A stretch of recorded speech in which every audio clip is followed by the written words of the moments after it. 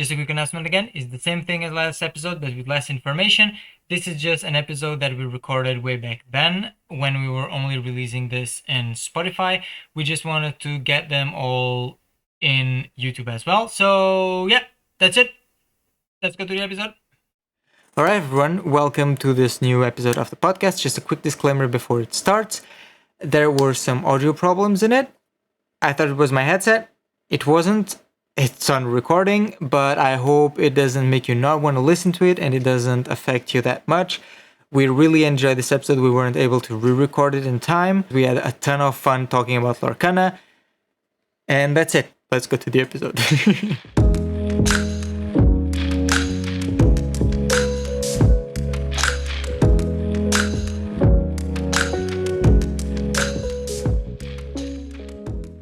All right, hello everyone. Welcome to one more episode of the Weekly Harvest, where I actually talk, and I'm here. Today there's just two of us because of last minute stuff, but it's me and Hikata today. Yo. And let's see. There's a game coming out. Seems pretty fun. It's from Disney. Which I believe almost everyone grew on Disney stuff. I was one of those people, and when I saw this game, I was kind of, at least collecting, but now the rules are out, and the game seems really fun to play. So, yes, we are talking about Lorcana today. Yep. Oh, boy. Yeah. How do I feel about Lorcana? So I would say, at least, so when I first heard of it, I was actually more scared. For the fact that I saw, they did the whole Disney Gala. I believe it was 2022 Disney Gala when they first showed it, and people were just losing their minds. I'm like, oh man, how is Disney going to make a TCG? Like, that's not going to be good. And then as even said with the recent release of the core rules and gameplay, it's, at least to me, it's shaping up to be a pretty solid game. Of course, the game's not out yet, so can't say for sure, but even at this point, we've seen, or we at least know of, supposedly about half of the first chapter, which is like the first entire set. So looking at I think there's about 68 cards, kind of already known what they do. Out of the 120-ish in the first full set. So we're already kind of getting a rough idea as to how this plays out, what the cards do, and how the game can be played. And it's seeming to be a pretty solid game so far, at least in my opinion. I think Ravensburger is definitely pulling all the stops, and Disney's nearly endless pocket money. I think they are really trying to actually push their way into the TCG scene. Do I think they're going to take over Magic? No, nobody's really ever going to topple Magic, but I think they're trying to pull kind of considerably something similar to a Bandai, where they're gonna get up there at least within the top 5 TCGs and become and make Lorcana a well-known name throughout the world, even if it's not the name you go to with TCGs. But you also then have Disney fanatics, and I think they're just gonna be eating these cards up almost literally. Yeah, for sure. And I feel like Lorcana, I know in every card game you have kids playing, for sure. Yep. But depending on the card game you're playing, the younger player base depends on the game, of course. Lorcana, since basically there are still Disney stuff coming out, the movies are great. Let's say that. Let's not talk about the live version with people, because that's another topic. Let's not get into it. But the animation ones, those are pretty great. Yeah. So I feel like I think we can say we're grown-ups, kinda, almost. Yeah. I have an adult physical body, yes. Yeah, sure. Let's go with that. We grew with this, and it's kind of a bit of nostalgia, like seeing the characters we grew up with in a card game. We already love card games, so seeing stuff from our childhood just kind of grabs our attention. At least for me, it's what happened. No, that But definitely works. We can just look at Pokemon for that right now. Yeah, I was gonna say that, like, young kids still watch Disney stuff, so this is gonna grab their attention as well.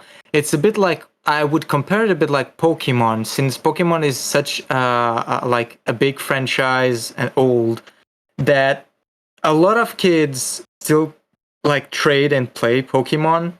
I feel like Lorcana can be a bit like that. Not as, I don't know if it can get as big as Pokemon, because Pokemon is Pokemon, but still, I feel like it can get pretty well up there. Yeah, I'm gonna definitely agree with you. I think it's gonna get up there. Again, I don't think it's gonna topple, Magic or Pokemon. I think Pokemon's still even gonna be more collectible than Disney, at least for the time being. For sure. But I do have that feeling that Lorcana is definitely going to push its way like right up near to the top there. Just because, again, brand name, you have Ravensburger behind it, who's also huge into board games and card games. And in fact, they're actually the makers of Disney's Villainous, which has been a very successful board game for Disney. So that's probably a big reason why they also went with them. That's true. I didn't thought about that aspect, but I feel like I need to pick up that board game when I get a house. For what I've heard, it's actually like an amazing board game. I mean, personally, I'm not like big into Disney board games, I guess, but I can understand the appeal of it. I'm just more of like a tabletop RPG guy, or there's some board games that interest me. Like I do love, I mean, going a little bit off topic, I do love like a Betrayal on Haunted Hill, or Betrayal on House on Haunted Hill, or something like that. It's Betrayal. I love it, but I'm not that big into board games. So like even Disney's Villainous, like getting rave reviews, I'm kind of like, meh, yeah. But it has been a very successful board game for Disney, and I think Lorcana is going to be shaping up to be pretty successful as well. And they might even just be doing it really for the Disney collecting fans, which kind of can lead into a whole nother topic of, how much is this like on the secondary market type of thing. But we can kind of get into that later, I guess. Yeah, I have some things about that. I was a bit afraid at the start. At the start. Considering you own a store, I could definitely see you keeping tabs on like the market for Lorcana. Yeah, I was a bit afraid when they did like those promos, and then people were grading them and selling them for crazy amounts. That was crazy. Yeah, so the promos we can totally dismiss as the norm, because those were definitely like those Disney Gala promos. But it's funny because my wife actually looked up the prices of what they're selling for on TCG Player currently. They're selling in general from about $1,000 to $2,000 currently. And I read a news article that the highest selling Taylor Mickey from Disney Gala sold for close to $4,000. Again, that is definitely way out of the norm. It's that those are promo cards released at the Disney Gala well before the game released. I also heard on the low end somebody actually said that they sold a couple of those Disney Gala cards for $150 a piece, like a day or two after the event. And of course, they wept and cried because they were like, I could have made thousands. But do not expect that to be the norm. I think even once the set releases, the market will definitely even out a bit harder, because it's just way up there right now. But you still have the Disney name behind it, and that's just, once you throw Disney onto something, or the Mickey Mouse logo, it's a collectible item to quite a few people. But so outside of the collectability, though, I think the game itself is setting up to be a solid gameplay mechanic. Something that Ravensburger did, and we'll kind of go more deep into this, but they have a couple of mechanics that is not the norm from the average TCG, I would say. And it definitely lends itself into helping kind of get a younger audience to play this. But just so to start out, though, we'll kind of take a look at the cards really quick. And like, so even just looking at Lorcana's like quick start guide, which all most of this is actually available on the Lorcana website. They released this information at the time we're recording earlier this week. So a lot of this information is very new.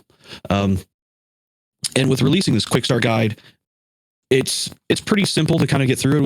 We watched Ian and I both watched some videos on how to play as well.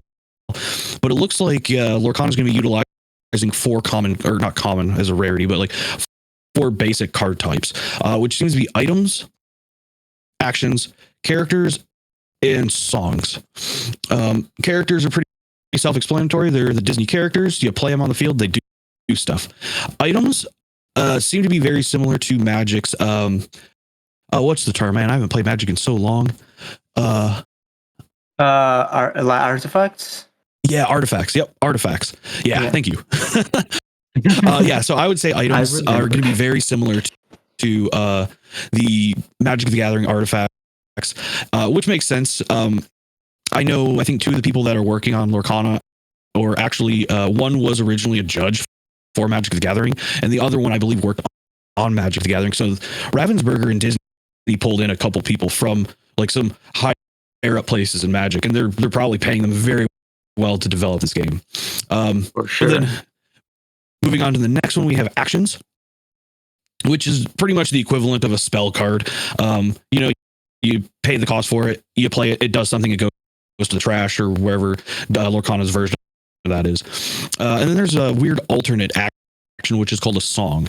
Even on their quick start guide, it says it is technically considered an action, but you can actually, it has an alternate effect.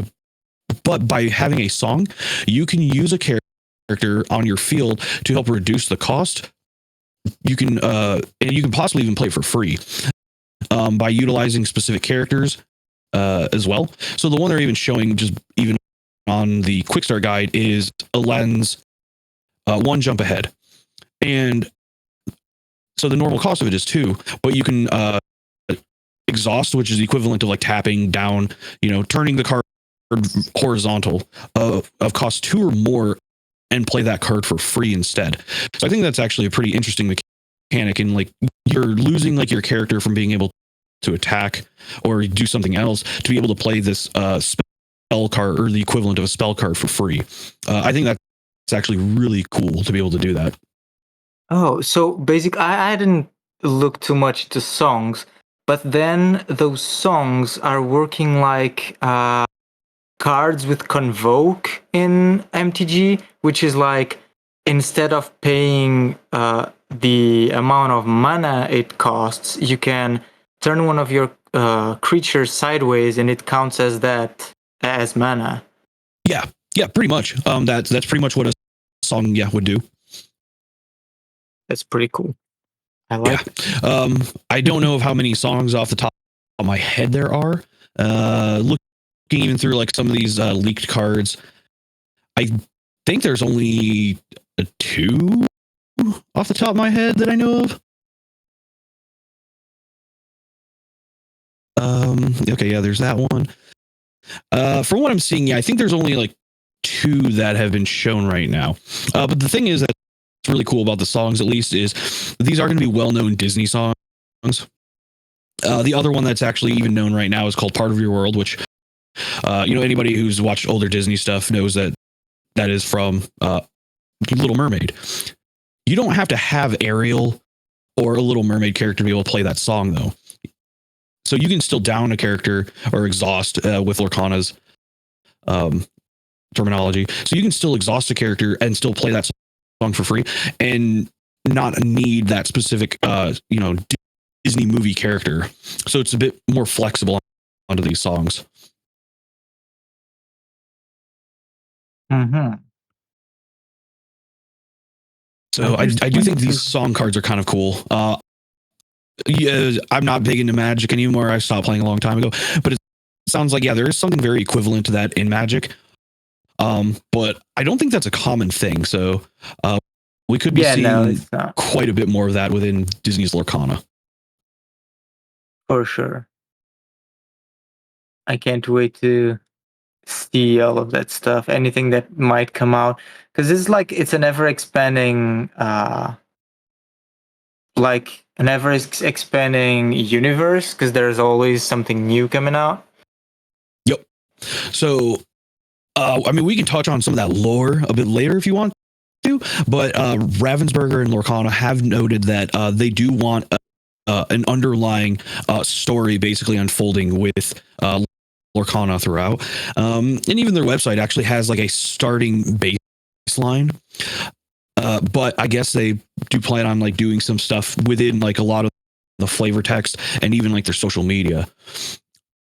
Mm-hmm. So I think that's going to be kind of interesting. And that also works into some of these different card archetypes. So which can kind of roll into the characters here. So characters again are basically your basic creatures. They're going to be pretty much Disney characters, almost, or probably 100% of the time. Disney game, of course. The overall look of the card, you always have your art. The banner on there is going to be a specific color, which will designate what kind of ink that card is.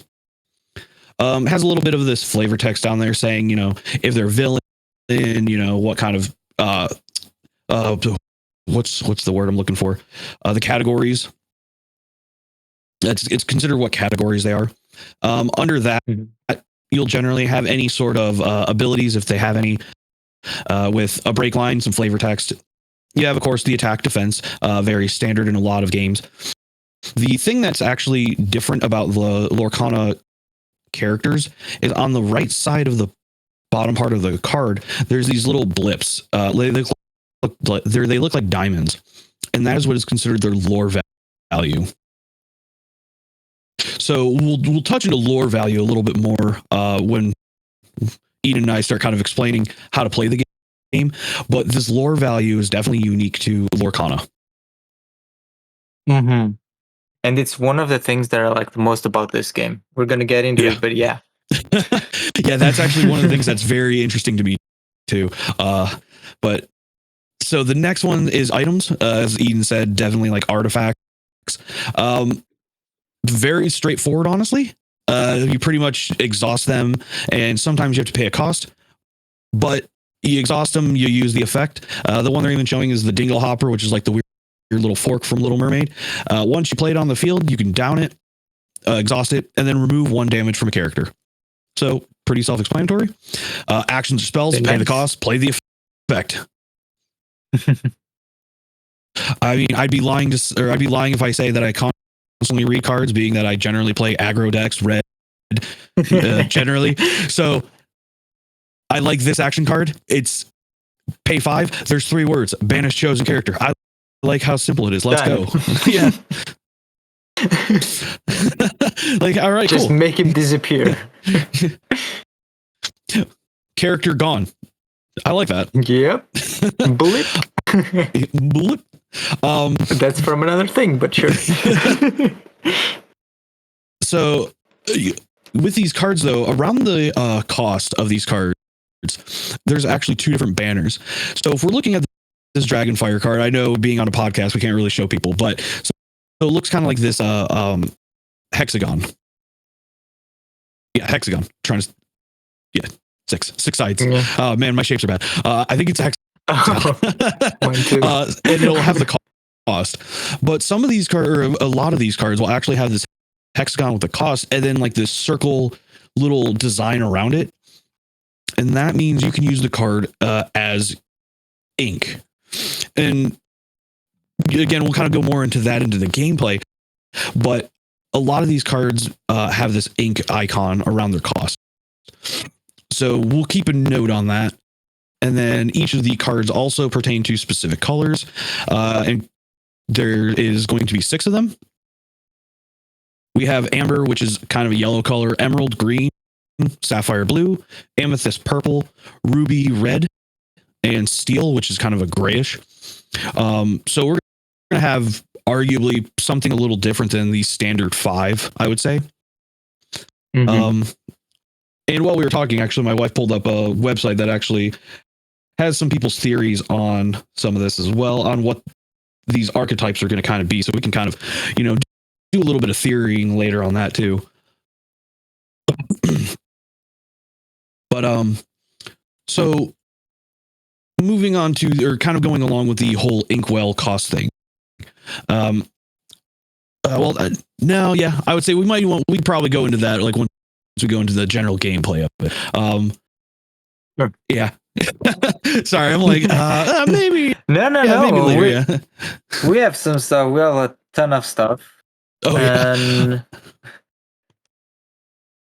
And I mean, most of it's pretty like, even though the fit or the visual design of it looks a little different, 90% of this is pretty standard TCG stuff. Again, attack, defense, abilities, colors, costs.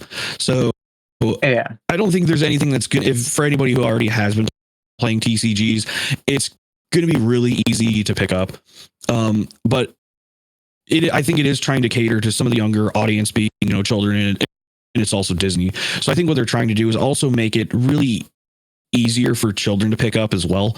And because there's a lot of these numbers are actually fairly large on these cards, they're not hard to read. And then you also, like, every card has some sort of flavor text, which a lot of cards do, but then there's a lot of card games that just don't have any flavor text. And I think even like the Mickey Mouse, the Sorcerer Mickey Mouse they're showing, it's a pun. It says he always goes for the clean sweep. So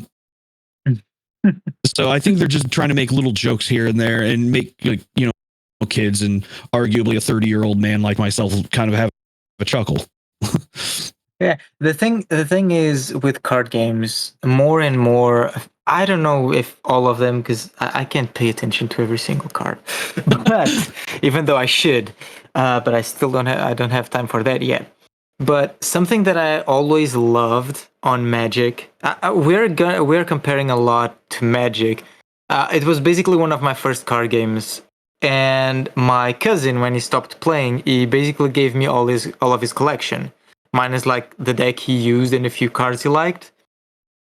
Something that I love to do. So I had this binder with the pages on it, and I used to like go by like evenings just scrolling through everything, reading the flavor text of every single card and making like, oh, this one talks about that and that one about that. Oh, and that. Oh yeah, so you're using like the pin theory where it's like these cards connect to these other cards. Yeah, like flavor text is something that I love on card games, and there are so many that don't utilize that thing. I think it just adds to the card, and I really love it. Really does, yeah. Like just even like a little background into like the characters, like, and Disney does, again, it's Disney. A lot of us know a lot of Disney, but like especially when it's like a card game where they're utilizing brand new characters or original characters, I really wish they would use more flavor text, and just give a little like, hey, here's like character B or whatever, and it's like character B likes drinking coffee on their days off, and it's like, oh, okay, cool. Like that makes me feel like a little more like, cool, this character or this creature, character, monster, whatever, we cross Signy has a little bit more like character behind them rather than just being like, all right, cool, here's a picture with some numbers on it. Yeah. But yeah, I think flavor text is just, it's something so small and so insignificant, but it's something nice in my opinion. It shows that the creators of the game are like wanting to have life into these cards a little bit. And it's just something I do like. Yeah. But so I think we've kind of gone over like what is on cards and what the card types are. Yeah. So I would say like we could probably go over like the general gameplay of like how does Lorcana actually play, and the terminology is probably definitely going to be kind of intermixed here. I know, so Lorcana is using the words or the terminology ready and exerted for like up and down or tapped and untapped. So that's going to be a little harder to probably go back and forth with. Their mana system is called the Inkwell, so I'm pretty sure Ian and I might go mana or Inkwell. It's going to be interchangeable. We're probably going to go like tapped and untapped, and it's going to be kind of interchangeable with their terminology of ready and exerted.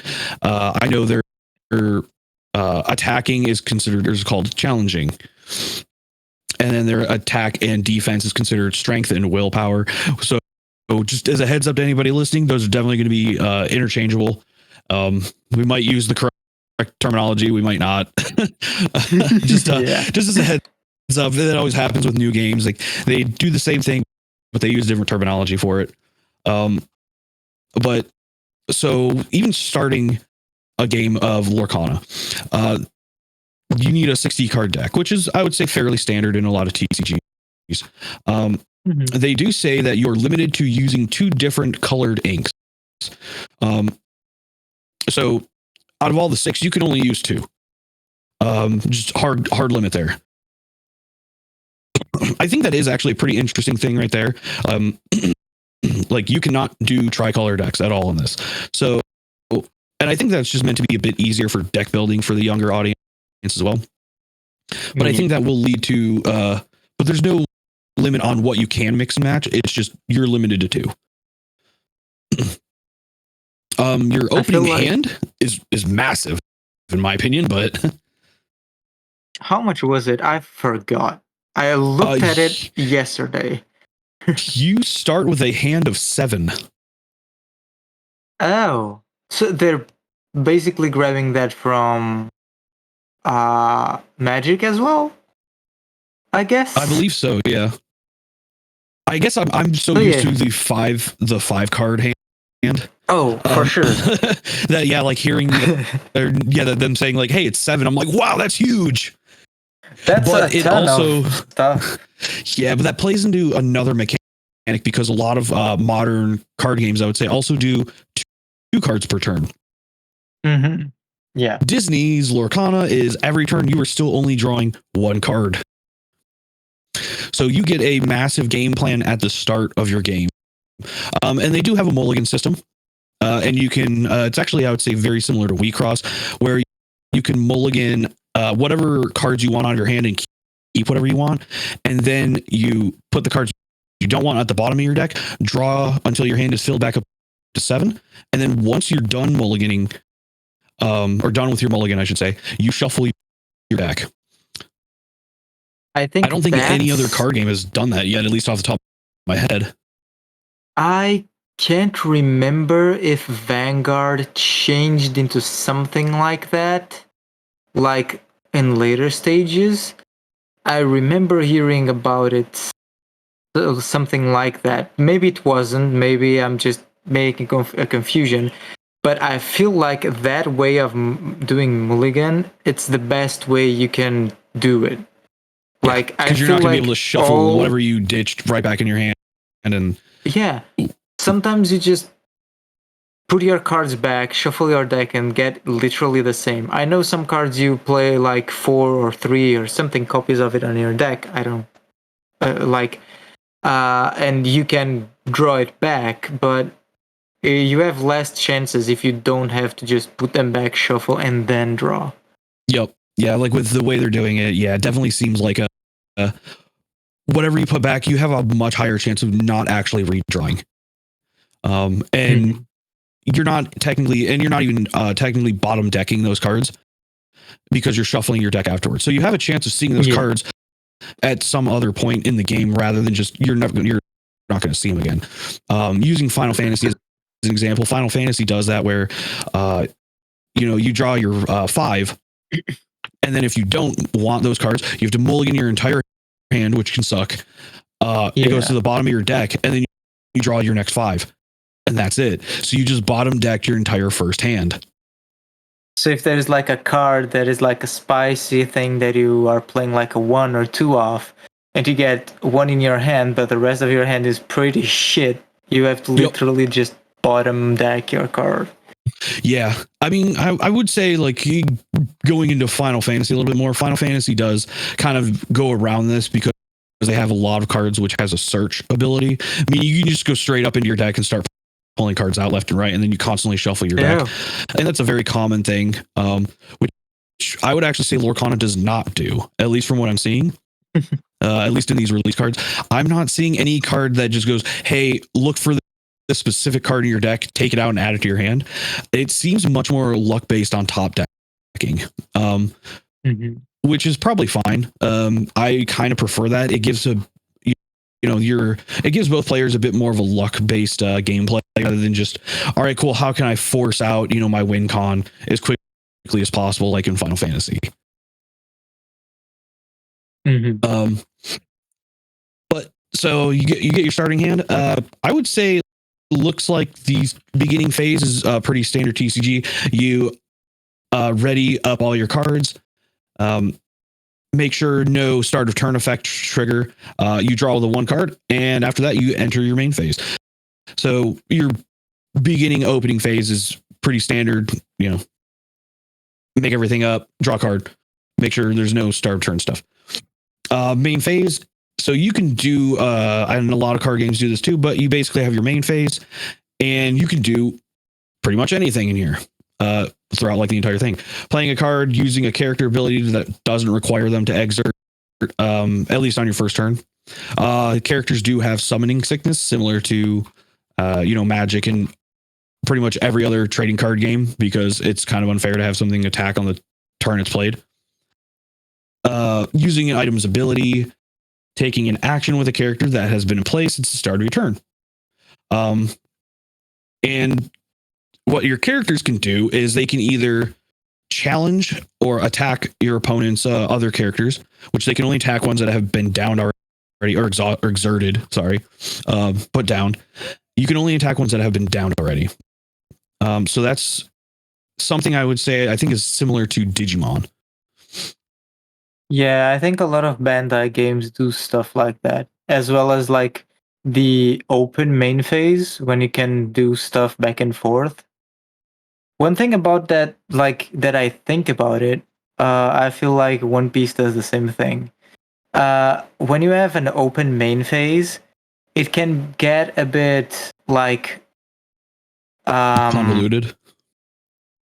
Yeah, I would say like harder to learn. Like if you have a game that you have specific phases that you have to go through, it's just pretty straight line. To get to that point, when you have an open main phase, I think that's one of the reasons why I'm not doing well with One Piece, is that I'm used to just having to dump my characters, like my monsters, then attack, then maybe, or depending on the game, have a second main phase and then end. In games like this, you can like do everything at the same time, and sometimes it's better to just attack first and then call your stuff. And that's one of the things that it's making me a bit. Yeah, I can definitely see that. Yeah, and one thing I would say that I'm kind of like on the fence about, I don't know if it's a good or bad thing, and even in line with that is, so you can just like start comboing stuff, and again, it's a new game. I am a little leery of like, how is this going to be abused? Because we already know competitive players, the first thing they will try and do is figure out how they can abuse certain rulings and cards. And that's of course why we have ban systems now. But I am kind of a little leery of that. Like, I don't mind the idea. It's not my favorite. I'm going to agree with you. I like more of a structured phase type where, you have like your main phase. You can play your cards, do certain spells and stuff like that. But then you have an attack phase in which that's when combat happens. So far, it does not seem like Lorcana, though, will let you react to anything. I've not seen a card, at least, that says like you're able to use this on your opponent's turn. That's something I saw as well, and I saw tweets about it. That nothing can react on the opponent's turn, and well, at least for now, which is an interesting idea. It's just that, I don't know, I kind of like to be able to try and give some answer to something that my opponent is doing. But again, like even in Wecross, we have that tiny little space before attacks that we can do something. Yeah, that's even in Wecross. Like I would say, Wecross is very low on responding to your opponent and what they do, but the way that I like the way that Wecross does do it, because when you do respond to your opponent, it is generally a very hefty response and can really like just cripple your opponent in the form of your Sistel rigs and pieces. So even though you don't have a whole lot of responses, the fact that they let you do it whenever you want, as long as you have the resources to pay for it, and how and generally when your opponent is either expecting it, but probably unable to respond to it themselves, or they're just not expecting it at all, they're generally game changers. Games where you can't really respond to your opponent like at all, I think might be a hit or miss. It's something that I think people are going to keep kind of going to keep an eye on when the game comes out and see how it goes. And that's kind of probably like one of the biggest asterisks both of us have here is like we're theorizing, giving our personal opinions. The game is not out yet. We don't know how this actually plays at the moment. We have no idea. We're just throwing stuff out there. We have an idea of how it plays, but like once you get into like the little details of rulings and stuff, like there's no, as far as I know, there's no like full blown 80-page rule set, to get into like sub rules and stuff. As far as I know, the general community only has like a quick start rule and a list of cards. And you're just putting our ideas there, like with our experience from other games, our thoughts on the subject. It might be like completely different from now, and we are probably doing another Lorcana episode when it releases and has some stuff definitely. out. But from now, this is just our general idea based on other card games we play. Yup. So yeah, kind of going from that though. Yes, like you would take this with a little bit of grain of salt.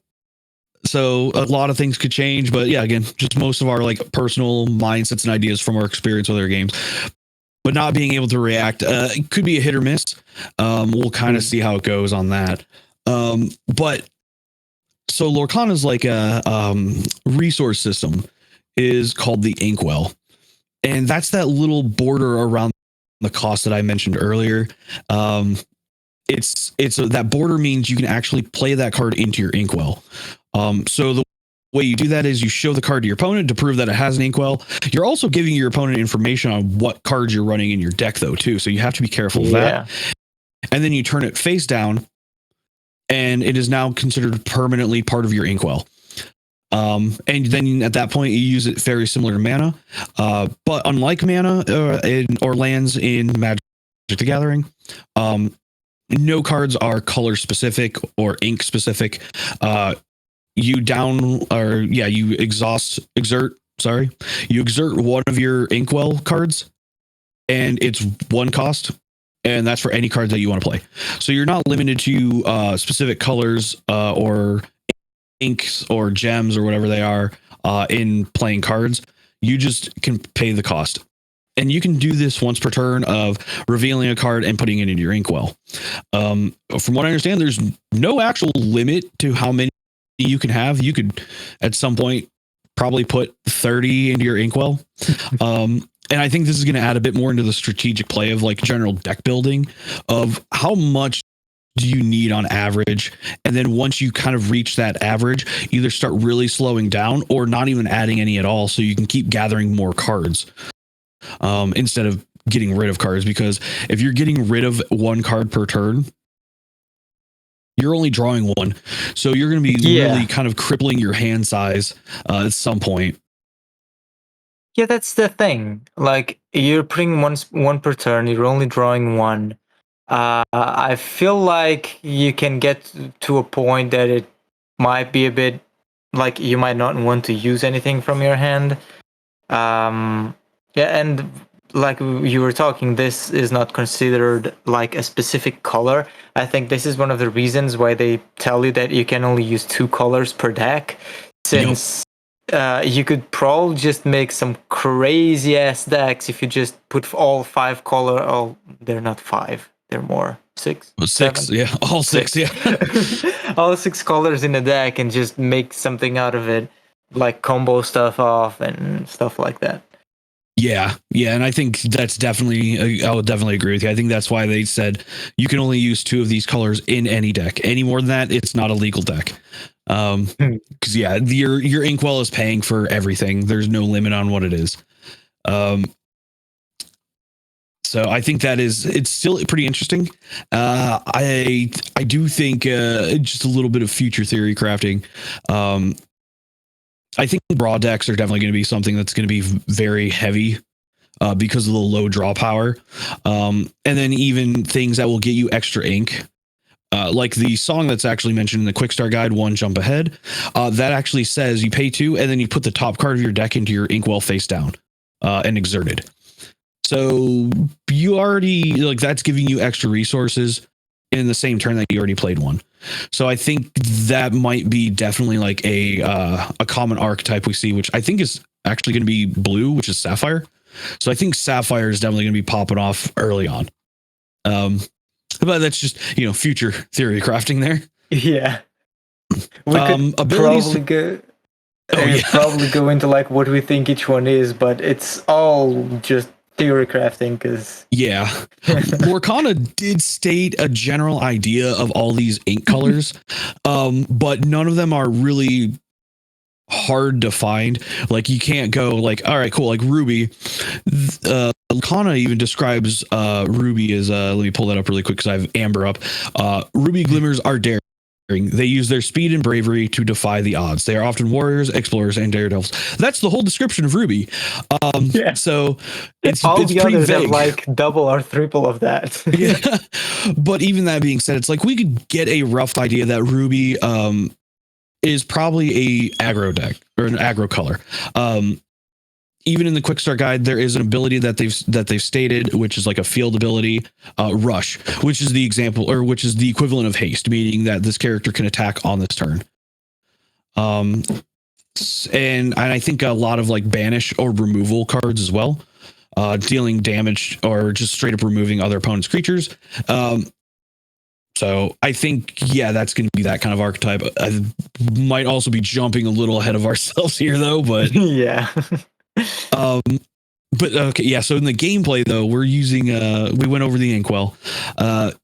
Using abilities is pretty much the same as like any other TCG. You exert or down a card to use a lot of abilities, referring to the effects on it and any other cost. Most of them are, if not all of them, I think are the same thing. There has to be some sort of event that triggers this ability, or you pay a cost, or you down the card or exert it. Anything like that. Even like the Mickey character, characters can have multiple abilities. Of course, it's not uncommon. Like Mickey's is animate broom. You can pay 1 ink to play a broom character. And I believe the broom characters are more costly than that. So you're saving right there. And ceaseless worker, whenever one of your broom characters is banished in a challenge, you may return that card to your hand. So that's cool. I mean, you're getting resources back. Playing a card, pretty much, same as every other trading card game. You down your resources, you play the card. If it's character, has summoning sickness. If it's a item or an action /spell, you play the effect.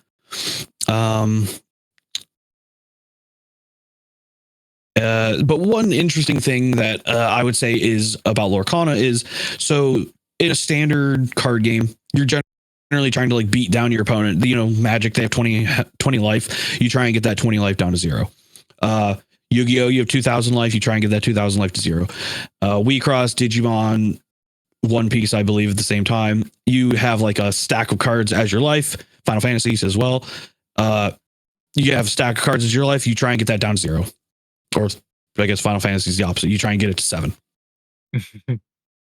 Disney says, all right, cool. Both players are at 0. You have to get yourself to 20. And you do that by having your characters quest. to quest, it's very similar to an attack. You tap or exert this character, and then the little blips they have on the right side that I mentioned earlier with these diamonds is what is considered their lore value. So when you have a character quest, you down them or exert them, and then you gain however many of those lore value is there. A lot of low cost characters, of course, have 1. Mid cost have 2. Higher costs end up having 3. I think the highest there is 4 that I've seen.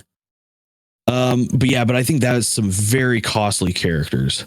Yes. So the Brave Little Tailor Mickey Mouse actually does have 4, but he is an 8 cost card. Yeah. So you're probably looking at an average of like maybe 2 to 3 per character, with some being higher. But your main goal is to actually quest with these characters and get these lore points, and the first one to reach 20 wins. So you're not beating your opponent down in any, like, I mean, you are to get some of their characters off the field, but you're not actually taking them out as a player. You're trying to actually get your own points to 20. And of course you do that by questing with characters, but your characters can also fight your opponent's characters when they are downed. And then you can take their characters out. One interesting thing about Lorcana, which isn't, unheard of, but I wouldn't say it's common, is also when a character is taken damage, it will not reset at the end of the turn or at the beginning of the next player's turn or anything like that. Once damage is applied to a character, it sticks, unless there's some other way to get rid of it, like the Dingle Hoppers removing a damage. But other than that, that is permanent. And once that character reaches 0, they're gone. So I think that's kind of interesting because you have to keep an eye on like how much health each of your characters will have, or willpower, I should say.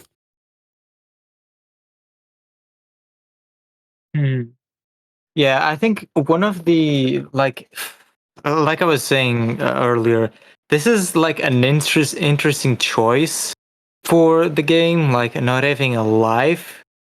I'm not sure. Maybe later on, there are some cards that will come out that interact with your opponent's lore, but I don't think we have seen anything like that.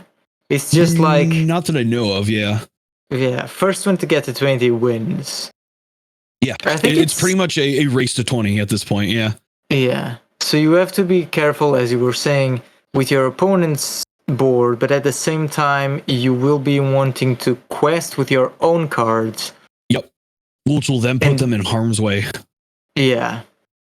I feel like there might come out a few cards that are like, let's say the equivalent of one-piece blockers, that you can basically turn them sideways and block. So there actually is. I believe it was a Hercules card, if I'm not mistaken.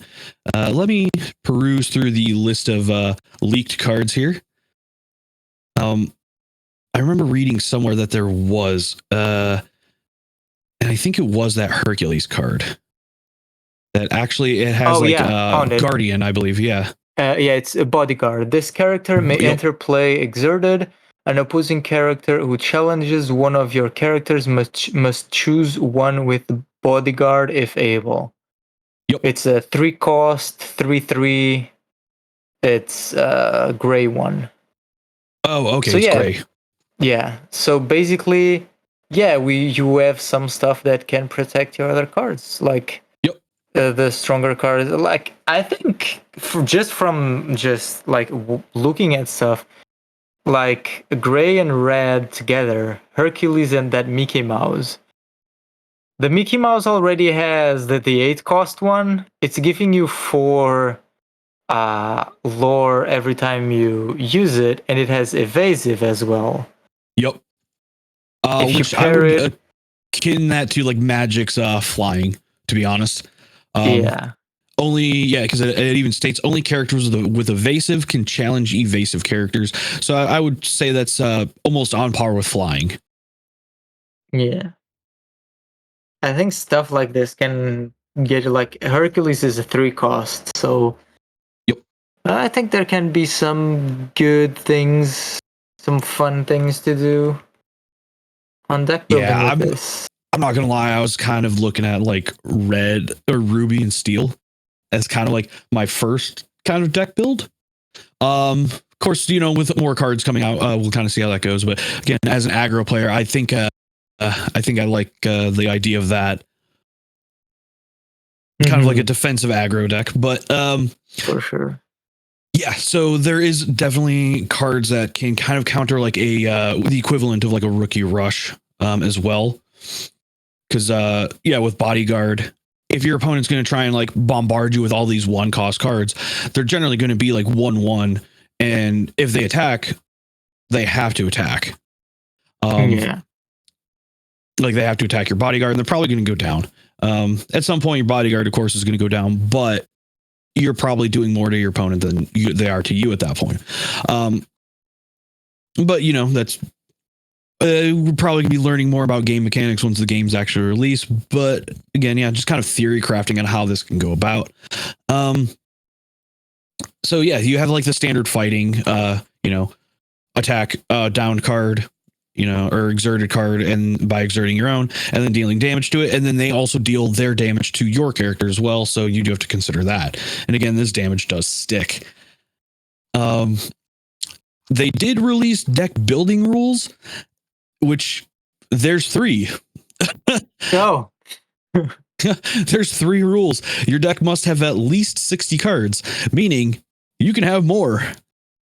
Bare minimum 60.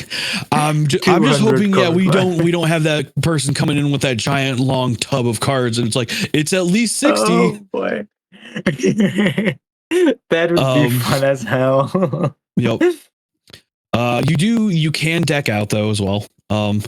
Which it makes me kind of a bit worried about like that one person going like I have a 500 card deck, like I'm going to deck out. Wasn't empty magic rules changed once because a guy did that and they're like, your deck can't be bigger than what you can shuffle. It's like you have to be able to physically shuffle your deck, I think, or something like that, where it's because he brought in like an acrylic like tube of cards and it was carried in by 2 people. It was so long. And it was not against the rules. It became like a huge like meme, but I'm hoping that doesn't get pulled here. I want to say I have faith in human common sense, but then I go, no, I don't.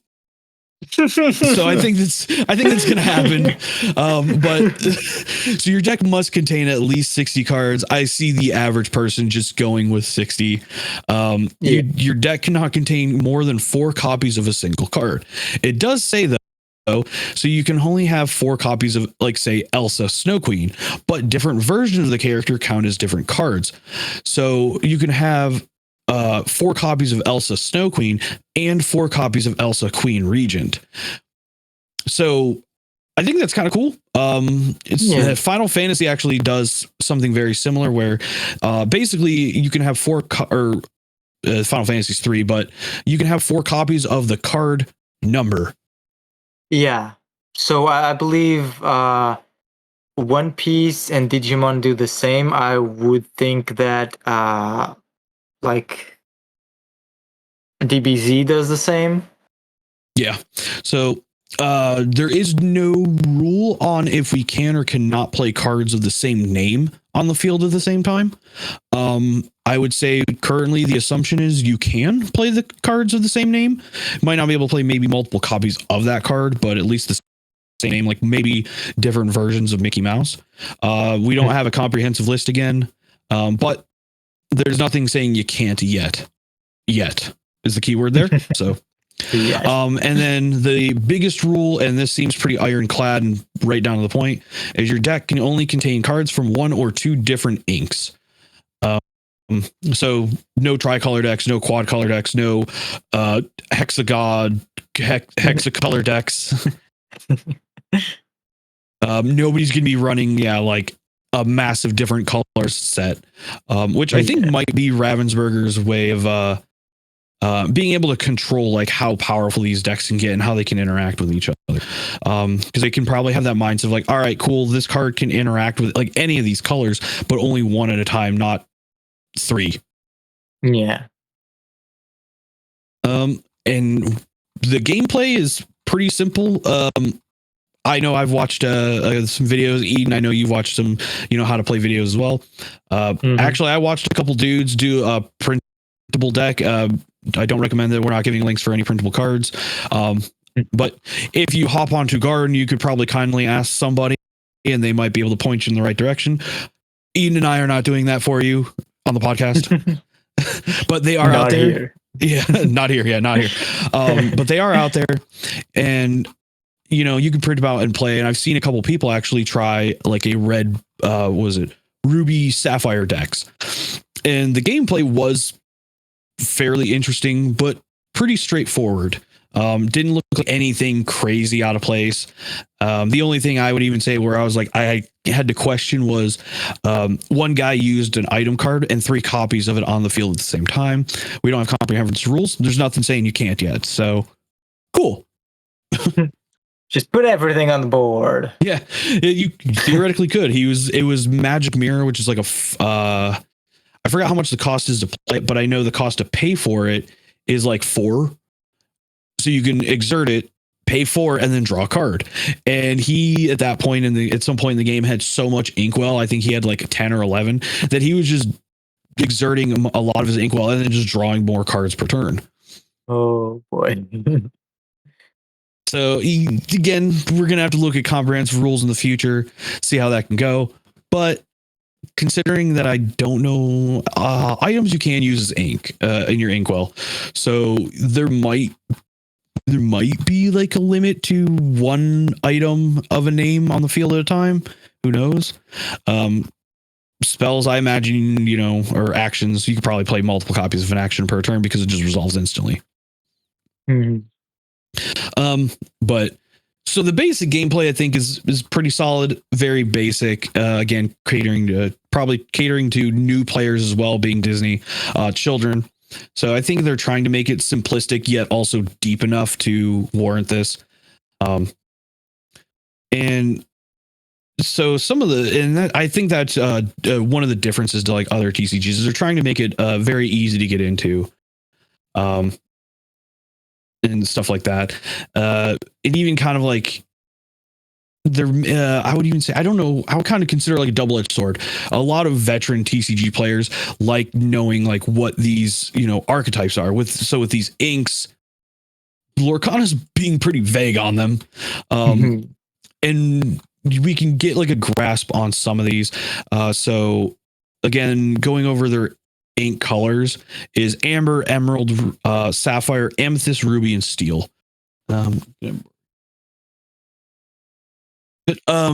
But yeah, Lorcana is just kind of giving like these lore, almost like this lore blip about each of these colors. And again, I would say definitely ruby is very much aggro. Seems like banishing characters, which is just getting them off the field. Rush, haste. Sapphire, I think, is going to be more of a control deck. Drawing, even a card they're showing, which is Aurora, gives ward. Your other characters gain ward. Opponents can't choose them except to challenge. So basically, like a spell shield. Steel seems more like definitely increased attack, more so on the like challenge aspect into fighting your opponent. And again, this is all me just kind of theorizing. Amethyst, I think, works more with like abilities and enchantments. Almost like kind of, yeah. So Elsa is like you can down Elsa and then exert like another character, like such as tapping them or dulling them or, basically making them unable to attack. Or well, I guess with Lorcana, if you exert a chosen character, you'd be able to attack that character. So if your opponent's trying to keep a card alive, you can exert them and then actually go in and take them out.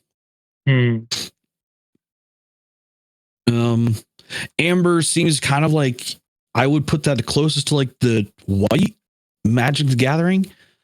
Yeah. Yeah, I would say like it's kind of more of like a defensive, but it even says like a healer, bodyguard kind of thing. So I would probably put that into like the white. Maybe we might even be looking at like a token-esque deck and healing. I would love that. I love token decks. Emerald is kind of like the one that I would be unable to say what that is. A lot Emerald is green. Green tends to be like ramping. But there's not really ramping so far, at least in Lorcana. Yeah, I've seen some stuff that like puts something in your inkwell, but it's like on Sapphire. blue and Yeah. sapphire. Yeah. Yep. I think green might be like just a wild card. At least at the moment, it's pretty up in the open. Even looking through some of these green cards in, kind of these leaked cards. Yeah, they tend to like one card. You may return an action card from your discard to your hand. So basically, get a spell back. There's a card that's basically like oh god, what is it, like poison kind of thing, where it's like when your opponent takes this character out, also take out the other one. Yeah. Ward, use spell shield, which is also something we've been seen in blue. When this character is banished, you can return a chosen character to their player's hand. And that's pretty much like the abilities we're seeing out of green. So they're a little all over the place. Yeah, we still don't have. I feel like there are more cards for other colors than there is to green right now. Yeah, green is definitely like the least shown, and all over the place. So green is going to be a mystery, I think. Yeah, until a few days past. Maybe when this episode comes out, we've got a few more green cards and know a bit more. But for now, there are like 5 cards for green, and yeah, it's not a whole lot. Yeah. So I would say amber is kind of like magic's white, healing maybe tokens, stuff like that. More of a support-esque. Amethyst is definitely more of a spell effect heavy deck. Ruby looks to be more like an aggro rush deck with just straight up nuking characters and then going in for rushed attacks and stuff like that. Sapphire is definitely more of the standard blue with draw power and control and spells, I would say. Steel seems to definitely be like the combat deck, getting extra attack when attacking, bodyguard, being able to be on the defensive for having your opponent attack them, and stuff like that. So I think steel is definitely more of like the Lorcana term is challenge, but I think that's the challenge color. Yeah. But the archetypes are still even like, I could see some of the like what you would consider standard. And amber even looks like a shield actually if you take a look at it. So I think amber is definitely going to be more of a defensive type of deck or archetype like the white. But the archetypes are still just a little everywhere. Yeah, just from the idea of looking at them, I'm thinking about maybe amber for myself. I kind of wanted to try amber and sapphire maybe, or amber and steel. Don't know. Still gonna look into it a bit more, but that's probably what I'm gonna try out. All right. Well, I mean, I'm with you on the steel. I do like the idea of the steel cards. I might be jumping on ruby and steel. Yeah. Just full aggro. Let's go. Let's go. Protecting my attackers and just go full in. Yeah, make sure my opponent. Yeah, try and make sure my opponent doesn't have any characters out, and then make sure they can't keep them out. Yeah. But so I mean, I think we kind of have a general overview of the gameplay and even some of these archetypes. So it's going to be kind of something we're just going to learn about in the future as more information comes out and the deck is, or the not the deck, the games are also released. They've already have announced, some starter decks. But I mean, one of the big things that actually does have me excited about Lorcana though is they already have announced organized play. So the organized plays I could participate on. The demise of having an online only store. Yeah.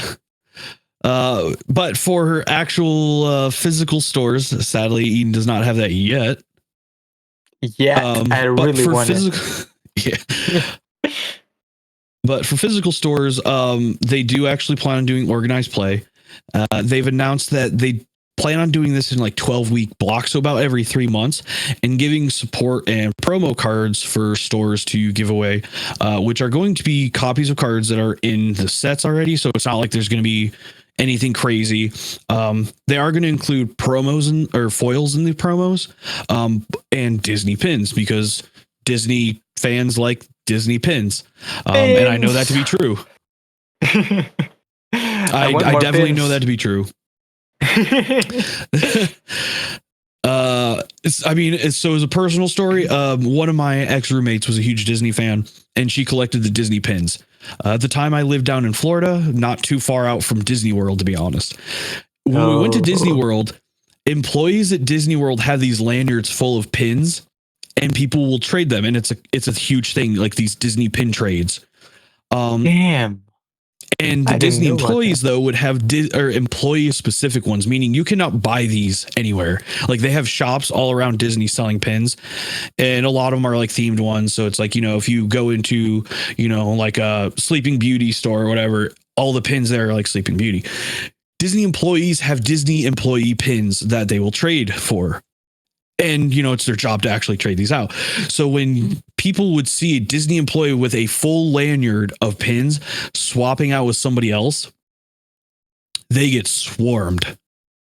Damn. Yeah. Props to them, or at least this one employee that I did see, though, because they got swarmed and they went to a kid first. And the kid traded a pin, and the employee did give them their employee pin. I mean, I felt kind of bad for the kid because the kid kind of almost got swarmed afterwards, but oh boy, at the same time, it was really cool to see like this employee cater to this child first, rather than, these older teens, young adults that are just like, yeah, give me your pin. And this one little kid is just like, pin trade time, please. Yeah. But yeah, Disney fans love their pins. I had to go look into the pins now, and I literally just found like this written down thing, like the secrets of Disney pin trading, tips, tricks, and hints to get started. Yep. It is a huge thing. So they are going to have pins along with the promos for organized play. One interesting thing, though, that Lorcana is doing that a lot of other card games don't do for like organized play is, so when they're going to do local stuff, they're actually going to be doing a point system, kind of like how Japanese Wii does and North America doesn't.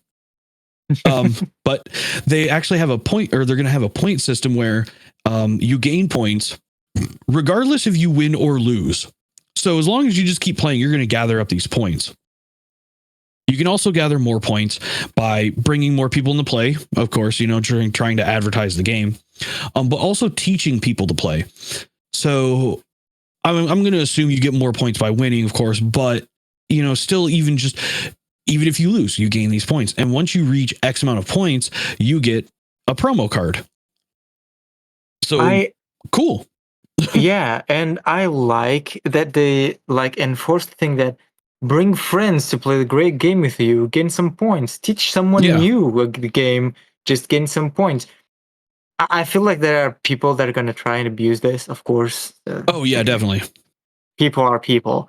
But I feel like it's such a great thing to just try and get a community together and grab more and more people to the game. Like, if everyone is nice and welcoming, I feel like it's a good thing, and that can help the game grow for sure. Oh yeah, I really think that's more of a friendly way, but with incentive to try and have this game grow on a local level. And I think that's actually really cool.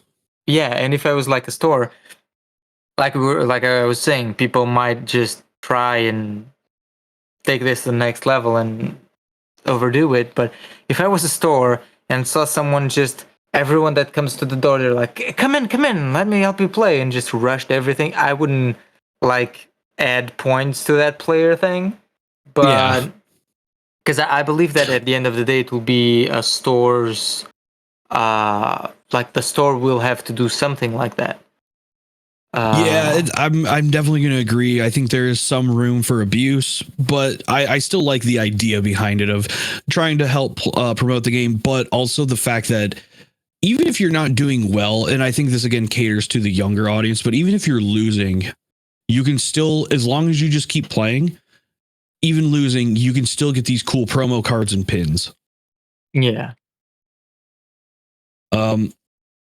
So speaking of stores, this is where you're going to have to step in because I have not looked too much into this. I've seen little tidbits of it here and there. I know the release date for Lorcana is supposedly supposed to be, what is it? September 1st for big box stores, like standard stores, but I think it's August 18th. They were saying for card game stores specifically. Yeah, I know with you being in Portugal, that's a little varied, but at least in North America. Yeah. So the fun thing, and not so fun thing, is that they released a list of countries that they're shipping stuff to. And Portugal isn't there. Spain, that is right over to our side, is there. So I'm still not sure if I'll be able to get something. I have emails going, probably already too late, but I sent an email. I'm waiting on an answer. But I haven't seen much on like Lorcana pre-orders for some reason. I don't know if it's just like me or something. As we're talking, I'm like looking for it.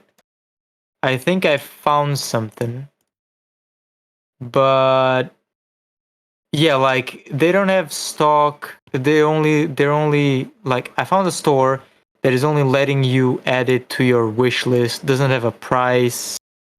Um, they did release. I feel like I found a. Oh, my heart. Um, I feel like they. I found an article talking a bit about the prices. Yeah, that's one thing I'm not too psyched about is the estimated pricing of Lorcana seems to be on the higher end. And I think it's because, for one, it's Disney. Two, the collectible card market is probably going to drive these up a bit.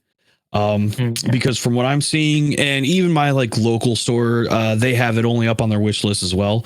There's no pricing for it. But I believe it was estimating that like starter decks would come in at about $17 a piece, which is higher than the average starter deck, I would say, with most starter decks kind of sitting around maybe the $15 range. Yeah, if we are not gonna like talk about I forgot the word, but people scalpers like on One Piece, the starter decks are about like 10 between 10 and 15. Yeah. Yeah, I know there's so Lorcana already has scalpers because some people have already gotten pre-orders and they're selling those pre-orders on TCG Player for nearly $200. Oh boy. Yeah. Do not go based off of that pricing. From what I'm seeing, yeah, starter decks are supposed to be about $17 a piece in North America. From what I'm reading, maybe like 18 euros or so. Probably around that, yeah. Yeah. And then about $50 for the Illumineers trove, like 50 USD, and actually it's saying about 50 euros as well. So that might be around the same price. I would estimate, I'm not seeing like a booster box price right now. Yeah, I was just seeing. So I somehow found a store that has one booster box for 200 as well. But I was seeing like a booster pack price was like $6. Yeah, that sounds pricey. I don't know how did they reveal how many boosters. I believe there's actually supposed to be 36 boosters in a box. So 6 times 30, 30 how many? 36. 36. That's like $216. Yeah, If I we're gonna, don't think it's gonna be that high. I don't know. I'm a little worried on the booster box prices. yeah. Um, I mean, I could try and do a quick search really quick. That's the same article I was just looking at. Yeah, we were probably looking at the same one. Actually, from what I'm seeing, so there's a website that I found. I'm not going to reveal its name because it is a store. But I'm looking at 170. Mm-hmm. I saw Which one. is a lot. Yeah, I saw one right now, but I think this is not dollars, it's the other currencies from UK. Oh, like euros? What? Oh, like euros? Oh no, UK has the other thing. I Oh, can't pounds? remember. Probably. I can't remember the name, It- but they're sitting at around 145, which would be probably around the 170 that you were looking at. They do say Hmm. though that this set has 24 boosters on it. I don't know Oh, how dang, really? accurate that is because the box, like they have a picture of the box. The box literally only says 12 cards per pack. Oh, no, it So, does, yeah. 24 packs per display.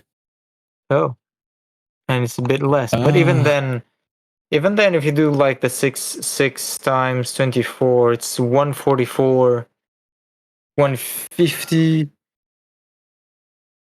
oh, okay. Yo, I think I found an article which is MSRP, and I think it's somebody's store. It is a store. I'm not gonna name the store. Um, but they did do an article on what the suggested MSRP is for Lorcana. So the MSRP, from what I'm finding, a booster box should be $143. Of course, there's going to be some markup for almost every store. I could see a lot for of sure. stores probably selling it for about $150 to $160 then, which is definitely high for a booster box, in my opinion. And Yeah. yeah, it seems like a booster box might be containing, definitely some like 24 packs, maybe. So if it is like 24 packs, 12 cards per pack, that's kind of like That's expensive. Magic. Yeah, that's expensive. Yeah. So let me see. Since I'm used to the other card games, like Wecross has been going up in price in Europe, but over there it's like 50, 60 a box. Yeah, it's Uh, not too expensive. It's about, I would say, we cross over here is 60, maybe 70 max, give or take, like upcharge. Because I know my local does do a little bit of a markup, of course, for profit. yeah. But I think on average, yeah, it's about 60 to $70 for a box of Cross. And Cross has, what I think, like 24 packs per box. Yeah, and like 6. I have a box right here. So it's 20 booster packs, 8 cards per pack. Okay, yeah. So, 20. Yeah. So 20 booster packs with, you said 8. So that's 160 cards per box. If we're looking at the I was looking at MTG right now. There's like so MTG now has that crazy thing where you have draft boosters and set booster boxes. I never understood this, why they had to change it. But so if we go to the draft booster, it's 36 boosters, 15 cards per booster, and it's 180. okay. So I did a little bit of math. And even though I still think Lorcana is very costly for what it is, the fact that they do have 24 packs with 12 cards per pack makes it come out to 288 cards, so nearly 300 cards in a booster. We Cross being 20 packs with 8 cards each actually comes out to 160 cards. So you are paying more, in fact, nearly double, but you're getting close to double the amount of cards. I still think it's Lorcana's on the higher end for cost, but maybe not as much as I was initially thinking. So I'm going to retract my initial statement.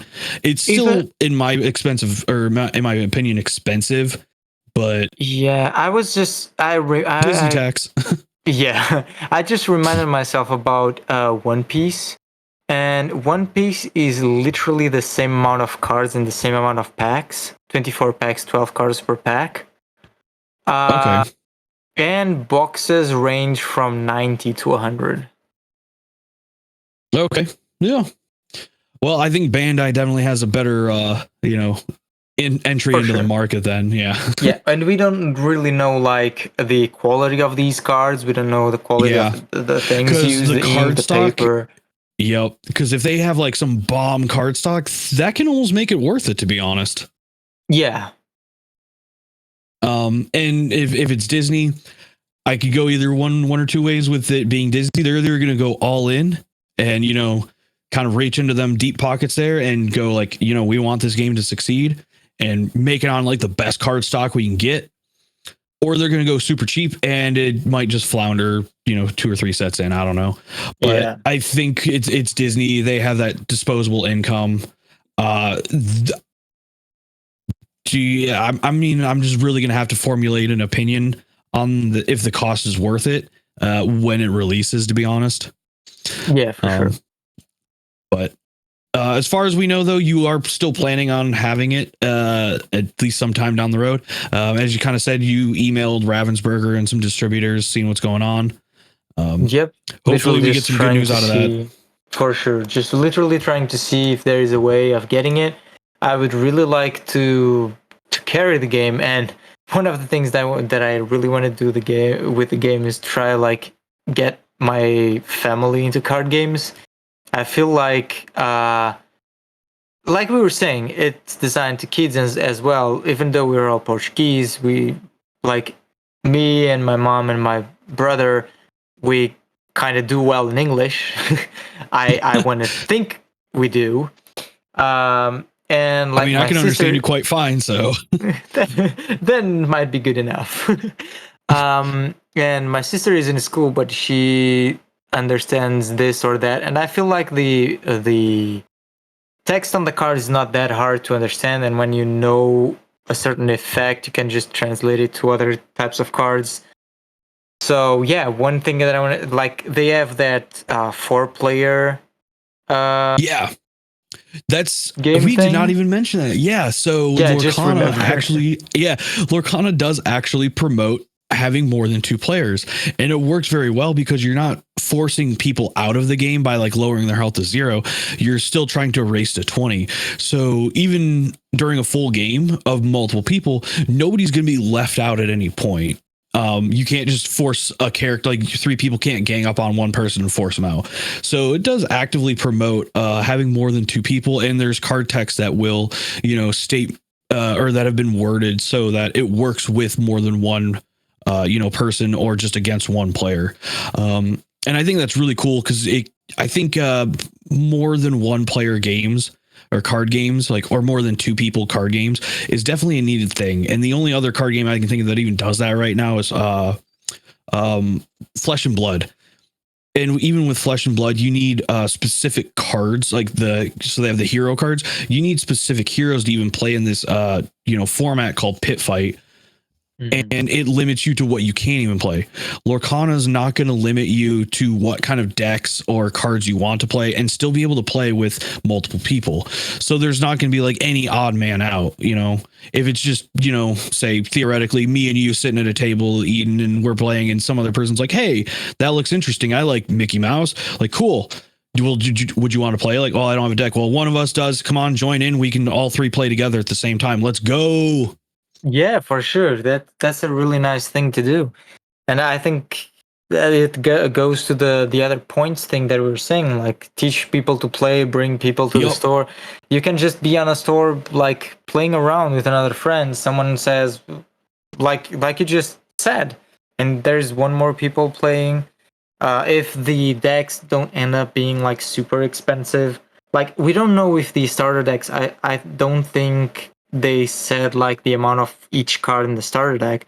But if we get to, if they're like ready to play and you don't need to like buy 2 or 3 of each to like make a good complete deck, I think it's just another way to incentivize people to just join in and play. And you can Yeah. just buy multiples and have like one spare on the side if anyone just wants to learn. Yep. Yeah, and I think that's actually still really cool. And as you're kind of saying too, it's like it's a way that you're even kind of thinking about, getting your family into it as well, like into card games in general. Yeah. My sister always wants me to like teach her games, but like One Piece, I don't feel like I can teach that to her. The game is so complex that I think it's one of the most complex games you have around. WeCross, she wouldn't understand some of the stuff, even though she would love the cards. And yeah. Yeah, Lorcana is probably just that gateway to a lot of younger people getting into card games, and God bless their souls if they actually get into card games, because they're going to be broke for life. Just breaking the wallets since they're kids. Like, you're probably getting into it because they're a Disney fan, and now you're getting them into TCGs. You just added Disney and TCG. They're going to be broke for life. For sure. But so I will say, yeah, I think I'm pretty excited still for Lorcana. A couple of buddies of mine are kind of like excited for it, mostly for the mechanics. Actually, seems like some solid mechanics. You got the Disney brand name behind it. I do believe in the future we'll probably be hosting Lorcana events on Card Garden and everything like that. Would love to, and for sure. We'll bring Eden's family in on it. If they want to join in, sure. Yep. But I would say this seems to definitely have been one of our longer podcasts. I mean, it was a massive information dump from Ravensburger on Lorcana. So there's quite a bit to go over, and we didn't even get into some of the things. In fact, even last minute, we were like, oh, wait, you can have multiple people play. That's a huge gameplay mechanic. And we just went, oh, well, totally forgot about that.